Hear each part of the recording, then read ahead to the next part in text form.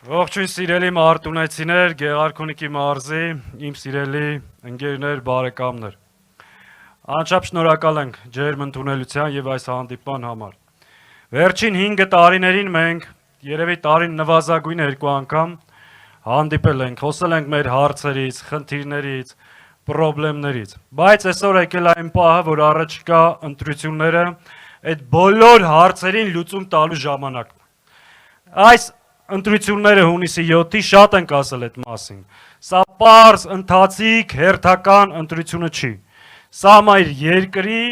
պետականության լինել չլինելու հարցն է։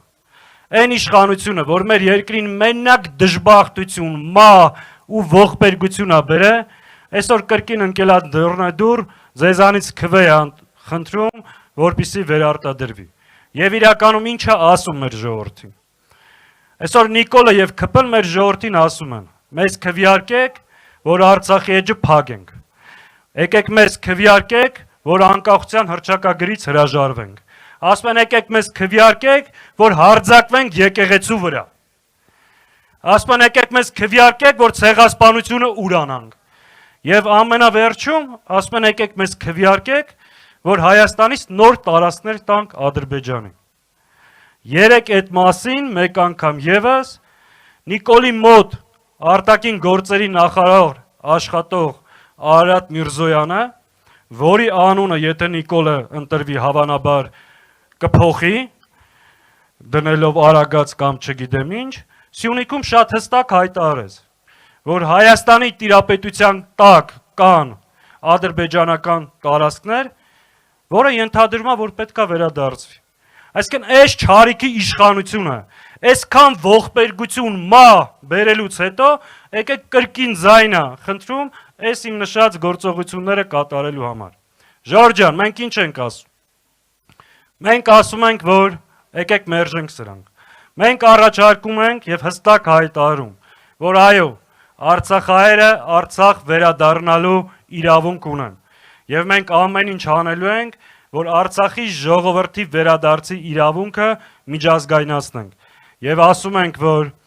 պետք է պայմաններ ստեղծվի Արցախահայերը ապրեն Հայաստանում, որպեսզի նաև պահպանվի այդ վերադարձի իրավունքը։ Մենք ասում ենք, որ թույլ չենք տալու թշնամու պահանջով փոխել մեր սահմանադրությունը եւ հրաժարվել անկախության հռչակագրից։ Մենք ասում ենք, այո, հայ-թուրքական հարաբերությունները պետք է կարգավորվեն, բայց դա պետք է լինի առանց նախապայմանների։ Եվ ցեղասպանության միջազգային ճանաչումը այլընտրանք չունի եւ սանկարկման ենթակա չի։ Նաեւ ավելացնում ենք, որ ցեղասպանության միջազգային ճանաչումը դա միայն պատմությանը եւ անցյալի գնահատականը չի։ Դա նաեւ շատ անհրաժեշտ է Հայաստանի անվտանգության եւ վաղվա համար։ Եվ վերջում մենք շատ հստակ ասում ենք, որ Հայաստանի տիրապետության տակ ոչ միայն ադրբեջանական տարածքներ չկան, այլ Ադրբեջանի զորքերը Հայաստանի ինքնիշխան տարածքից պետքա դուրս գան։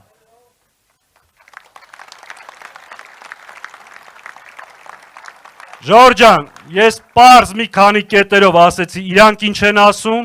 ու այդ հարցերի վերաբերյալ մենք ինչ ենք ասում։ Սրանք վերընտրվելով խաղաղության անվան տակ